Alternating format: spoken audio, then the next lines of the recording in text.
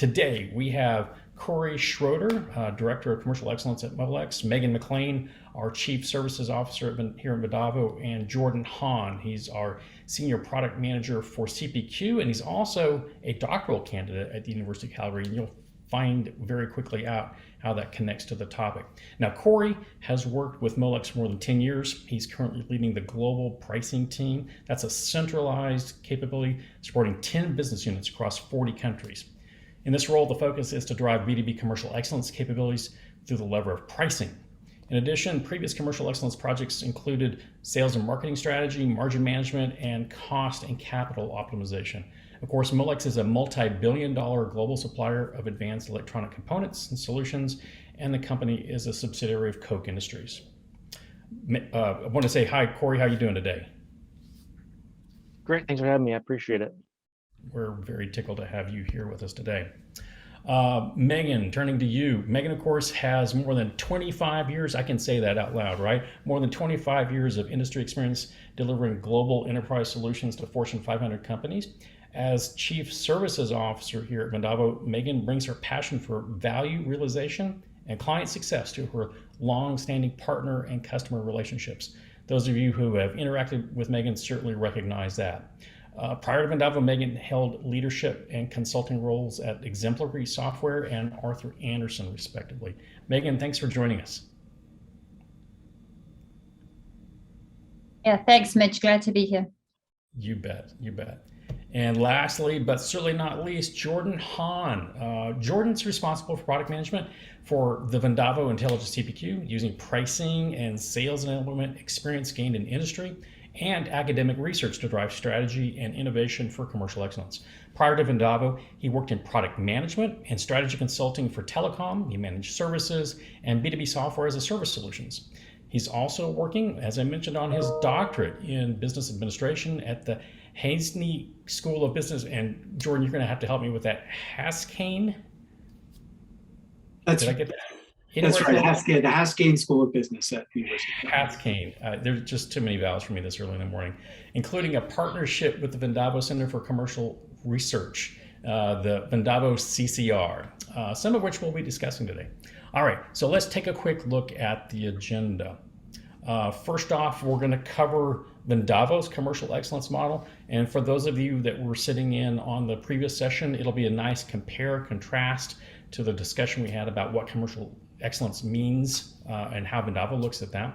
We're then going to turn to some of the results that Jordan has been finding from his research. And then Corey's going to be kind enough to talk about the journey, the commercial excellence journey that he's driven there at Molex. And then we're going to open it up for Q&A from everybody here online. So with that, Jordan, let's talk a little bit about what we mean when we talk about commercial excellence.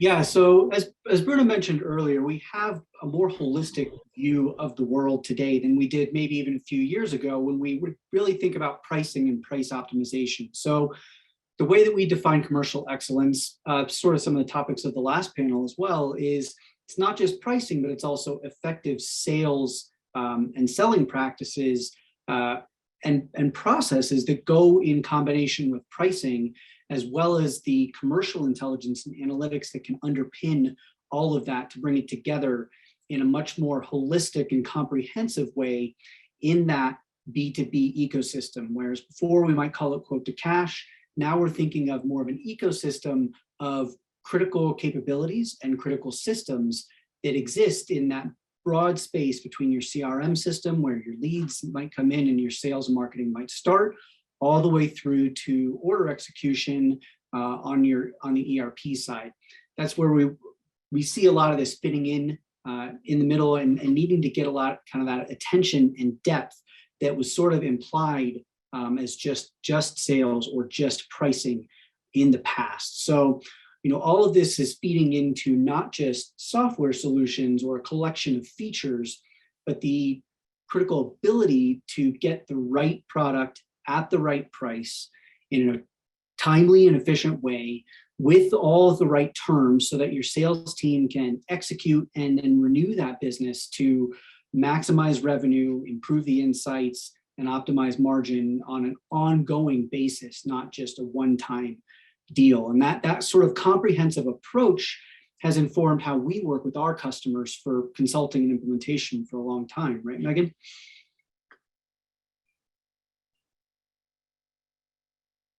Yep.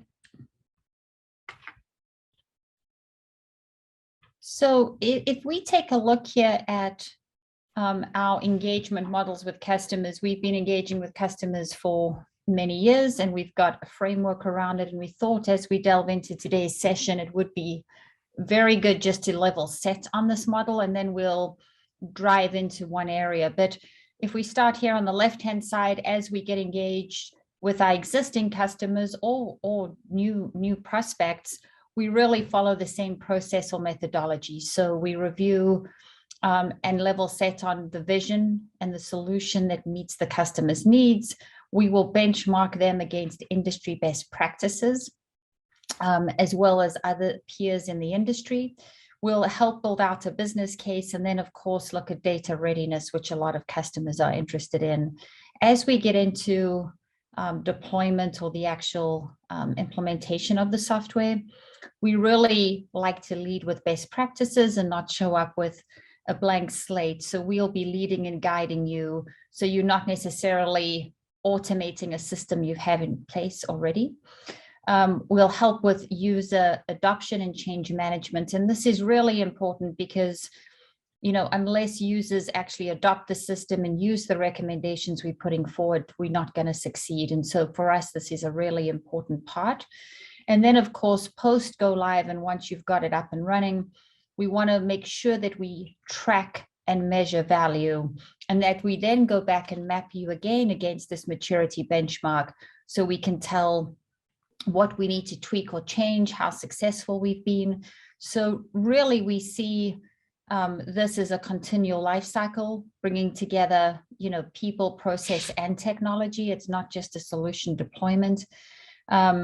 And we've had customers, most of our customers have been around, you know, Molex is a good example. More than 10 years I've been working with the Molex team. We've got other customers who've been around as long as 20 years.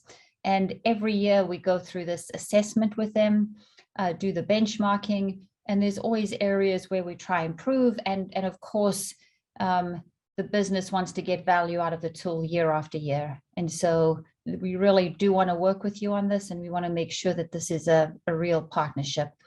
So today we're really going to drill in on this maturity benchmark portion of our framework, and that's where we'll focus. So if you can click again there. Spot on, Megan. Yeah, there we go. And so, Megan, I think that's very, very important to reiterate. When we talk about commercial excellence, it's not just the technology. We're very much about our technology, but in order to make that technology work, it's also about the people, the knowledge that they bring, and the processes that we've established that make the knowledge easily applicable in the software itself, in the solution itself. And you know, when we work with our customers, when our customers work with us to talk about benefits that they've derived, there are very measurable benefits. They're very, very much, this is not cost savings. This is value that's dropping to the bottom line. Our value consultant team has measured numbers, a number of engagements across a wide number of our customers. When we've worked and measured with those customers, we've come up in the last 12 months, think about what the last 12 months have been like, not necessarily the smoothest. We've helped them drop almost $37 million to their bottom line. And lots of people want to talk about how that compares on a percentage of revenue. And in this case, with those customers in these engagements, that's been pushing 2.7%. So that's a pretty good return on investment. Certainly that takes technology and people and process to make that happen. But we're really excited about making sure that people know that these are tangible, real results that drop to the bottom line. So Jordan, I think you have a couple of comments here that you're going to talk about how this value is delivered across our entire industries, all of the industries that we touch, right? Yeah, and just to kind of back up where some of this is coming from, again, like you mentioned, this is coming from our value consulting team who has been able to dig in to the activities and the uplift and the impacts for every specific customer. So we take a look at the next slide here, you can see where some of that comes into play. And these are real, actual customers who have gone through that measurement exercise to see, where we've been involved. As Bruno was talking about, making sure we want to impact and improve as much of that revenue stream as we can, and then feeding that here for real dollar impacts for individual customers. So, depending on the industry, the activities, and the scope of commercial transformation activities, our customers typically see that 1 to 3% boost in profitability. So that's real dollars. That's also relative performance, and all of that comes into play when you're thinking about some of the largest companies in the world and some of the largest lines of business in the world. That can add up very quickly to meaningful performance improvements. Absolutely. And how that happens comes in a number of different ways. So let's look at that next slide then. We'll look at those, the areas of focus, Yeah, and this kind of helps kind of guide us into where we're going to land today in terms of commercial excellence maturity. But again, driving from that analysis that our value consulting team has done and that sort of measurement that we've been doing over the last several years now, you can see that there's some key areas that we've been involved in as a company and we've been expanding in terms of providing those solutions that drive that sort of uplift. And you can see the types of activities that our team has identified here, things like peer and comparison views, being able to efficiently enact mass price changes or updates, having an efficient way to set and manage and publish your pricing. That's all core to what we do in the solution, but to get it out there is also that core activity of people, process, and technology coming together. So inspired by this, and if we go and we kind of take a look and a reset at how we define commercial excellence, again, it's that comprehensive view of all those activities coming together. It's not just pricing, it's not just sales. All of those things are comprehensive and cross-disciplinary, cross-functional activities in the B2B space.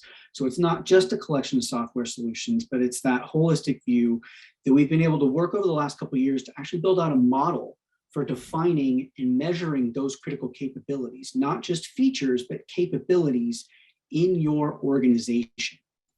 And where that's come through is in our commercial excellence maturity model, which we'll move on to the next build here, and we'll frame that out. So this model was originally conceived by Alex Hoff, who's our head of product management and marketing. And it's been further developed through collaboration with our internal experts, our partners, and even directly with our customers, and now through our research partnerships as well. So it's based on the capability maturity model integration framework, which is something that was originally developed at Carnegie Mellon University for software, but it's now a very common framework in use in many different environments. So essentially, your overall commercial excellence maturity is comprised of maturity levels across 6 key capability categories. And that's starting from unstructured, progressing to disciplined, then having adaptive practices, and finally a state of optimized systems, solutions, and processes for your teams and your customers throughout that sales and pricing cycle. So we've done some webcasts and blog posts and other discussions and content on this model before. I'm not going to spend a lot of time going over the specifics of what is in each area. But again, the idea is to map out a multidimensional view of all the necessary activities that play into that B2B ecosystem. Because many of these have been siloed or implied in the past, but by now, most of us know how difficult and also rewarding advancements in each of these areas can be. So building on the maturity stages, as I mentioned before, the capability categories kind of add that perspective. So starting at the top, we have customer and account data, how it's organized and segmented. Then we move on to product, solution, or service selection, how your sales teams or users know, access, and present an offering to customers during that sales cycle. Then, of course, we have pricing and pricing strategies. So how a particular price or target or discount is decided and negotiated for each customer and each deal. And that, of course, is also heavily dependent on having effective and efficient sales processes for both internal and external teams or channels to access and present those products and prices that you're proposing. And I think this is where some of the heavy lifting was kind of left unsaid in the past, comes analytics, which in this case, we mean commercially focused analytics to help with forecasting and prediction, to make better decisions, refine strategies, and inform your optimization models. And then finally, we realized that all of these capability areas aren't as meaningful if they're not working together across your businesses, which is why we added a category called process integration to bring that all together for goal alignment and process alignment. So your solutions, your teams, again, that people, process, technology, all is working together to capture there. So for all of these topics, you can see some of the specifics that are there. The key distinction, I think, is to move from one stage to the other, is that at each step, your data and your processes, they become more detailed, they become more accessible and adaptable and transparent. And you put all that together, that's how you get into a more scalable way to have these capabilities come through. That makes sense, Jordan. So we've got an example here, right? We do, and this framework is available directly on our website, and perhaps many of you have taken it already, and if you have, thank you, because not only are you engaging and benefiting from that as well, you are feeding our research and insights that are coming through that. So if you have taken it, again, thank you. If not, you can pop right over to vendavo.com and you can take a few minutes to see where you rate in terms of commercial excellence maturity as we've defined it. That's right, Jordan. And this is just an example here. If you look carefully, there are two data sets connected, little bubbles connected by lines. In the blue, the light blue, those are B2B averages. Those are reflecting the answers of now, what is it, Jordan, about 600 plus responses? 680 so far. Fantastic. I appreciate the specificity there. So the blue is a good indication of the broad set across all industries, obviously, the broad set of capabilities. And just for the sake of discussion, we've dropped in the white dots that are 2, 2, 2, 2, 2 for everything except process integration, where we've just arbitrarily said it's 1. Now, the point here is you could compare your scores to industry averages and say you're happy with that or an area of focus. But the thing that we really particularly want to draw out here is really think about the process integration capability. We feel, and Jordan's working on the data behind this to support this, is that if you have process integration rated relatively low, that may in fact be a rate limiting capability. That is, you may not be able to derive all the benefit that you should be able to get in the other capabilities if you're not able to carry those across those silos. So the process integration, really important one to look at, and it goes exactly to what Megan was talking about earlier on. It's not just the technology, it's the change management, it's the playbooks, it's the people and process on top of that technology that make that process integration not be your rate limiting step and make you be able to fully derive the value of your investment and the value of all the smarts that are running around in your people, in your staff, in your sales teams, sales and pricing teams. So back to you, Jordan. You've got a couple of little sessions you want to walk us through here, right? Yeah, I do. So, as Mitch mentioned, this has been folded into additional research initiatives that we have going on through our Center for Commercial Research. And we've gotten close to 700 responses so far. And that's from a range of cohorts and additional metrics that are coming in to improve that and identify trends. So the results so far, and actually, this is an older slide that we've been used. What we've seen so far is that the trends are now actually bumping up towards the right. So the averages have now settled into more of a range of about 2.3 to 2.5 for each category. which is sort of what you'd expect as we get this out into a broader set of respondents and start to fit into more of a normal distribution. Although some of it I think may also be driven from more pricing centric respondents who made up a lot of the early data, being a little bit tougher on themselves and their companies. So we'll test that hypothesis and see where it comes through. But the averages have also been ticking upwards, as I said. So each category, as well as overall maturity, has gone more solidly into that discipline range, which it's good to see. But I think that's especially pronounced when it comes to process integration, where the average is definitely lower than the others. We had seen it even lower at earlier stages in the research and is now bumping up in line with the others. And I think part of that we'll be testing as well, and we have data that we're collecting to explore, is that the pandemic and remote work is putting a spotlight on that alignment and coordination. And I think it's going to be interesting to see where that goes over the next couple of years as we have some of these further transformation efforts coming online and delivering that value. So, Jordan, I think we're going to get that slide refreshed here in just a second. In the meantime, again, the count was 608. 680. So this is actually from a number of different data collection rounds that we've pulled, actually pulling in several different cohorts that we're going to be able to compare for that analysis. So we're now getting quite a bit more saturation in terms of both the data and the types of respondents and the industries that we'll be able to see to get even richer insights from that.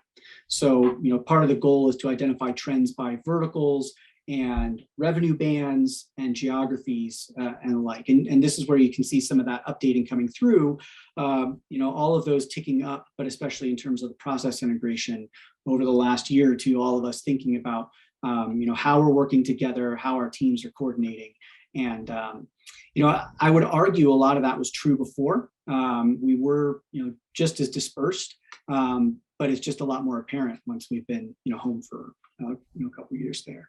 Yeah, that's very helpful to make that comparison between people recognizing that importance of process integration. So fantastic. Yeah, so some of the more recent research, if we take a look, because it's it's all good to look at overall averages and kind of see where that falls. But that's where if we look at, for example, the high and low performers in each of the categories by industry vertical, we can see that high-tech manufacturing and services are kind of leading the way when it comes to commercial capabilities. And conversely, discrete manufacturing and distribution, appear to lag a bit behind those averages. And it might not come as too much of a surprise given the business models and margins at play in those different areas. But if you're in one of those latter verticals, I don't get too dejected just yet, because in fact, some of the research to date has actually shown that companies that realize the most value on a relative basis from value-based pricing strategies and commercial transformations are in those highly competitive kind of low margin environments where people often kind of shrug their shoulders and say things like, we've got a commoditized product, or the market sets the prices. And it may seem kind of counterintuitive, but when your competitors resign themselves to those statements, any chance you have to create and capture value from things even as mundane as just delivery timelines or methods is a huge opportunity for differentiations. So, as the panel earlier noted, it's a cross-functional marathon. It's not a sprint. And in fact, the initial results are kind of pointing to some of those basics like customer data and segmentation actually having the strongest correlation to boosts in relative performance. So that's another aspect of our research, is taking a look at the stated investment plans and priorities in those areas and whether or not they align to the best opportunities to drive performance. So that's sort of the next step that we're taking with the research here. And this is where you can see some of the variance coming in now among those respondents in those industries. So if we take a look at some of our key verticals, the companies that we work with, that's where the top investment priority is they've identified through some of this research actually varies quite a bit.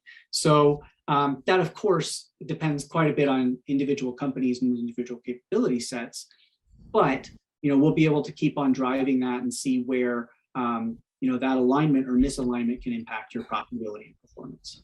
You bet. And Jordan, we've got a couple of questions coming in here. We'll just pause here on this slide real quick. One question is, what's a typical investment payback that folks who use price optimization software, I'm inserting that as the specific here.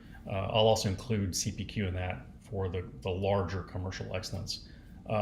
We looked at a slide a couple minutes ago of this year, when we work with our customers, we see 2.7% return to the bottom line. We saw that bubble chart with a great range. Would you care to throw a number out? Yeah, and I'm not sure if Megan has a number she has in mind too, but I think typically we also see about that 1 to 3%. And of course, that's highly dependent on kind of the activities that we are engaging upon and the data that comes in. But it's generally, I think, a very similar sort of return on the investment as well. Yeah, I agree, Jordan. It's always, we see within that 1 to 3%, and we've seen, certainly higher than that. And it does align with, how much you want to push the limits here on some of that people process technology portion we spoke about too. There are levers you can use if you want to get higher on that continuum. Right. And if it's in terms of payback, so I'm not quite sure how that, is phrased, but I think it's a similar sort of activity, right? Where, oftentimes, these are larger initiatives, so it'll take 6 to 12 months or so to really come online and be fully realized. But we'll see payback of that, generally around in that time frame. I think sometimes we've also seen payback periods on the order of a couple hours once something has fully come online and really impacted the profitability as well. Yeah, yeah, that's spot on. I was speaking to a customer last week who paid back the entire project within a month. So. Jordan, here's a follow-up, and Megan, I'm sure you will have a comment on this as well. How does maturity impact this? How might a before performance and after implementing a pricing and selling commercial excellence system, how might that improve over the space of a couple of years? Jordan, do you have any data on that so far? So that's the data we have collected and are working on right now.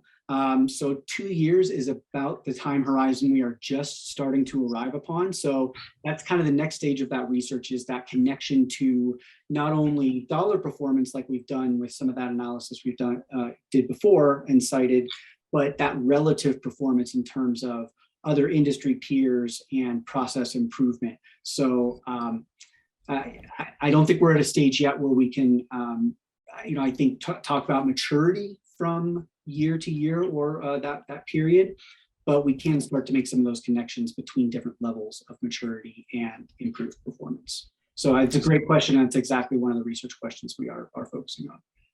Perfect.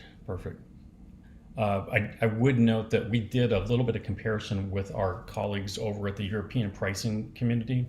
The folks there run an annual pricing survey, and when we stripped out our pricing capability and compared progress over time, we saw that in general, people that were the larger audience of pricers were scoring fairly well. They looked pretty much like the rough numbers, the rough shape of the curve that you had there, Jordan. But when we selected to Vendavo customers only, we saw a commensurate improvement in maturity.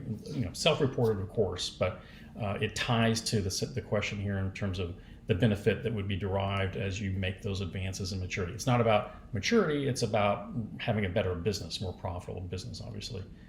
Fantastic. Great questions that are coming in on that. So let's, Megan, sorry, real quick, any comments or commentary that you would have on the investment priorities here by industry vertical? Does that make sense to you? Oh yeah, no, it makes sense to me, Mitch, and we see this in action, on the services side every day. So totally agree there. Yeah, absolutely. The one that strikes near and dear to my heart, back when I was a Vendavo customer, when I was responsible for a very heavily loaded commodity-based product portfolio, I had a lot of capability to make the improvement. Jordan spoke to it very specifically just a little while ago.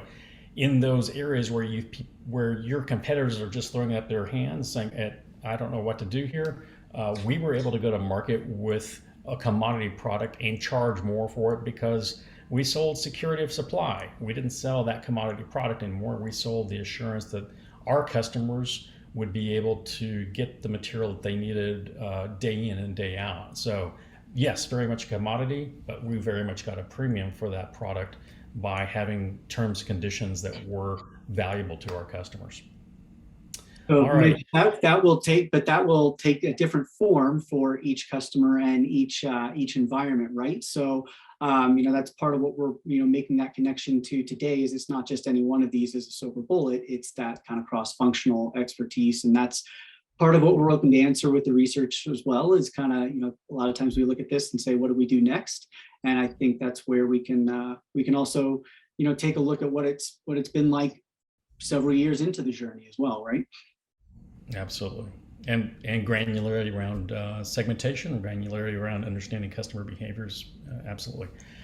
So Corey, we're at the point in the session here where I want to ask you a couple of questions and let you kind of tell the Molex story. First, thank you for joining us. I know that it was a rough day in your part of the woods yesterday. You were a little bit worried about being able to join even today, right?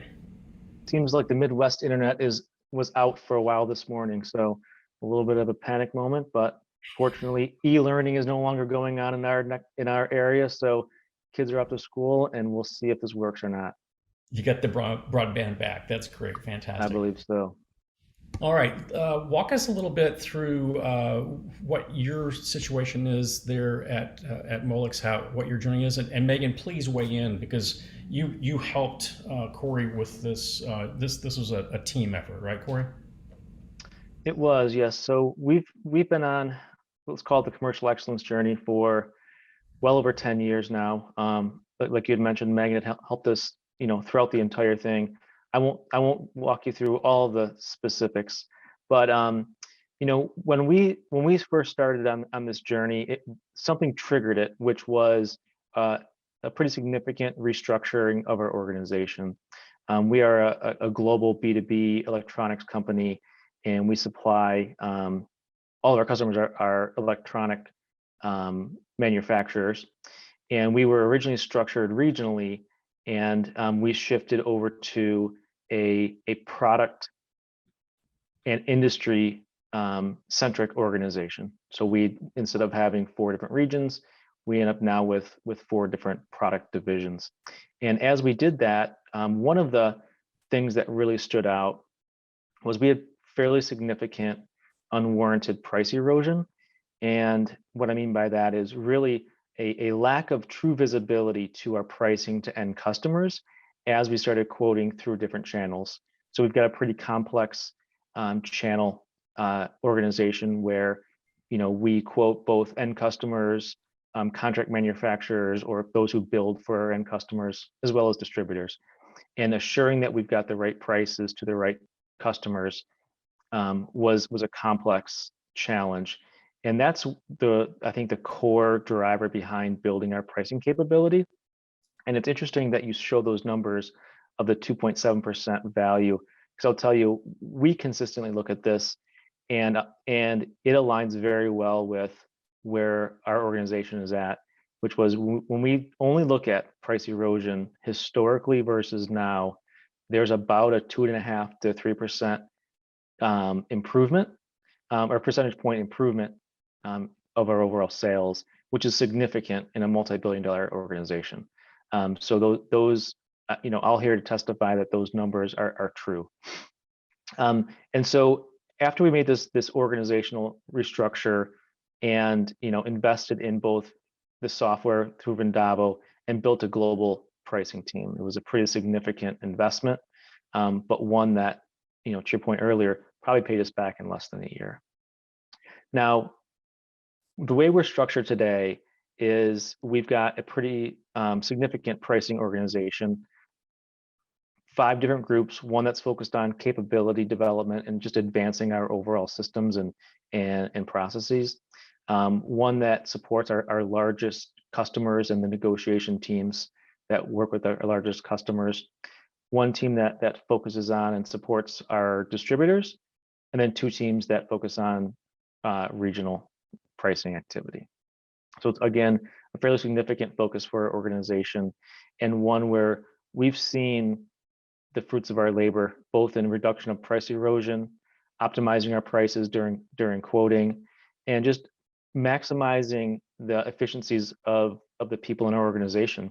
We've shifted a significant amount of workload from our product teams, who used to make pricing decisions, over to our pricing team, who can then take the strategy defined by product management and execute quicker, more accurately, while allowing the product teams to focus more on what they should be focusing on. So just overall improvement of efficiencies and improvement of pricing.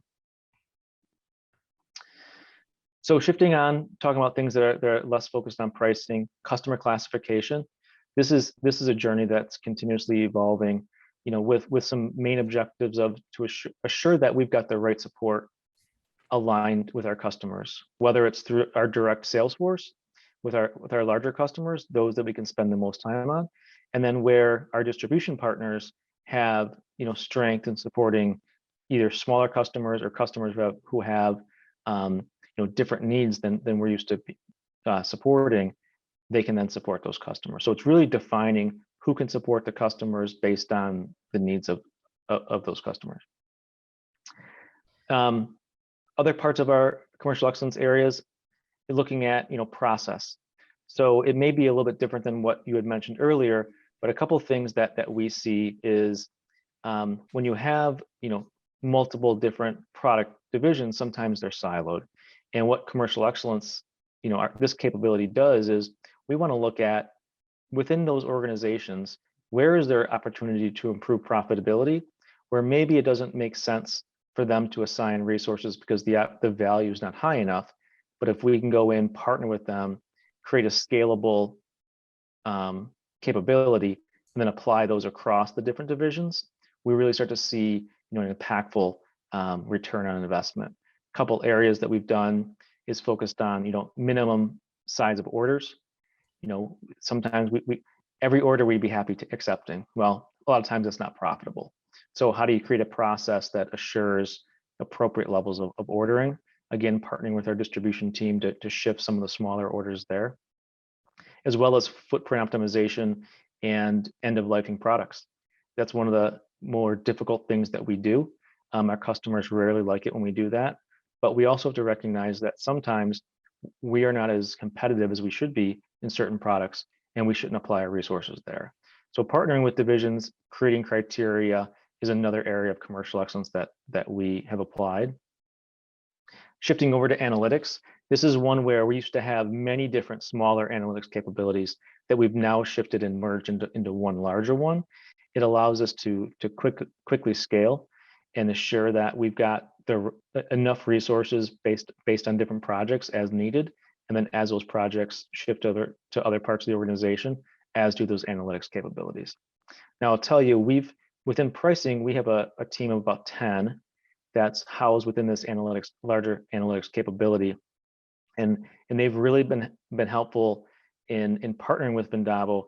And one of the things we've done recently is partnered with the value services team in a little bit different way. So I know traditionally there's been some focus on looking at, what is the value and how do you create the value?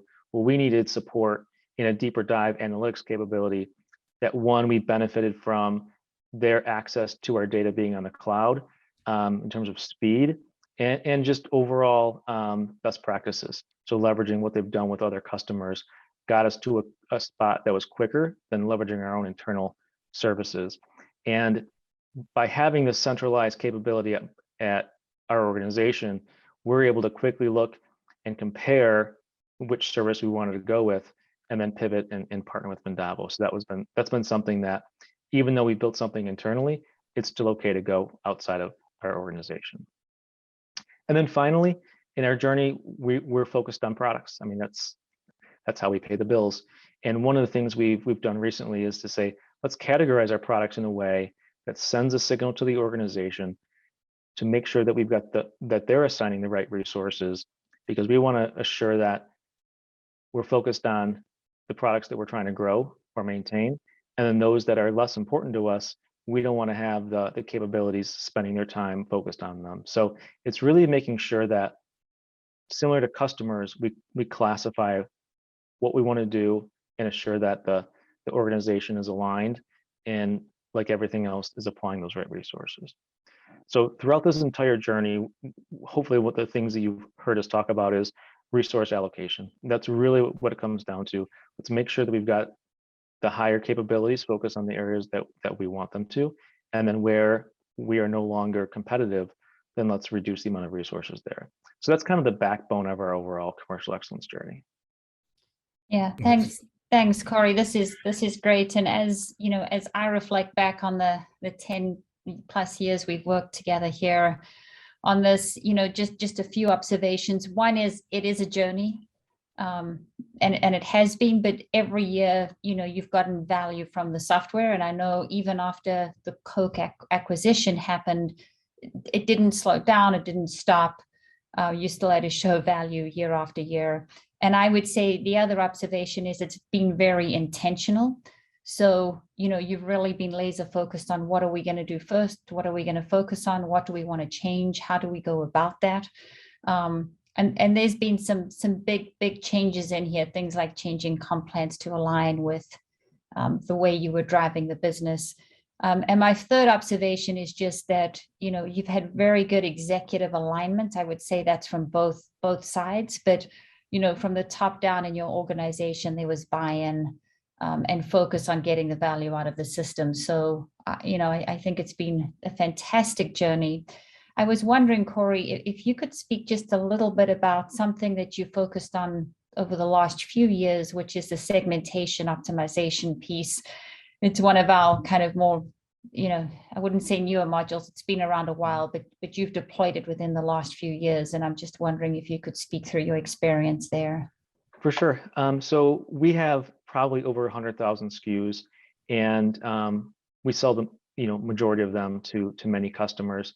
And one of the things that we've noticed was there was a lot of variation within those different customers, and a lot of it wasn't warranted. So you'd expect certain things to drive pricing discrepancies, such as, you know, potentially where they're at in the globe, what industry they're in, maybe the size of the customer, even size of the orders.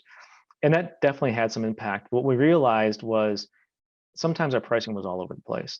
And it's because each pricing decision was made at a daily basis by, you know, a decentralized part of the organization sometimes.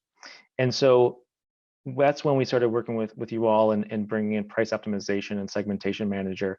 I know it's deal price guidance now, but what we quickly found was there was a lot of patterns in our pricing, and even within those patterns, we found that we weren't doing a very good job, you know, maximizing it. So by looking at customer segmentation and truly understanding, for different types of products, there's different customers who have buying power and different customers who don't. And sometimes as our product teams, even our pricing teams, we assumed that there was pricing power with our bigger customers and not with our smaller ones. By segmenting them and on behavior based on industry and product type, it really helped us to maximize price. And the other thing that the system did was it allowed us to see not just averages of prices and try to drive everything up from the bottom, but truly where we had pricing power, and to apply those prices both when we quoted new business, but as well as you look at, you know, right now we've got a pretty significant pricing, you know, inflation pressure. Where are there opportunities to look at, you know, higher than, you know, some customers paying more than others. So I'd say overall, the segmentation of the customers is where we're starting to get more of our value. Again, originally I said reduction of price erosion was the front end of this. Now it's the assurance of we're getting the right price to the right customers. They're not all created equal. Yeah. Fantastic. Great insights there, Megan. I appreciate that. Let's flip over now to some Q&A. We've got some great questions coming in from the audience. And Corey, this one I think speaks exactly to the discussion you just had relative to optimization. Let me roll this question for you. Can you describe how much time / effort was necessary to review optimized pricing? and determined that it was valid before presenting it to your sales team? What was Sure. that process like? So we're big on testing and piloting. The one thing that we did was we looked at a handful of our products that we believed had some variation that wasn't warranted, and ran some pilots before we invested in the software, because we knew there was an opportunity out there, but we needed to prove it. And in our industry, you don't prove it in 3 months. It takes a while. And so we did a couple things. One is we tested a handful of products, and as we did it, we started to get positive results. And once that occurred in parallel, that's when we started to work with Vendavo, and because we knew that we had something here, we also knew we couldn't do it manually. With the amount of products that we had, there wasn't a way for us to think that we were smart enough to be able to do this without a system. And so as we were testing and we started seeing positive results, we invested in the software, because we knew it was going to take a while to build up that muscle. Then once we had the software in place, we had some positive results from some of our pilots, and it really helped to tell the story. There's a quick follow-up to that, Corey.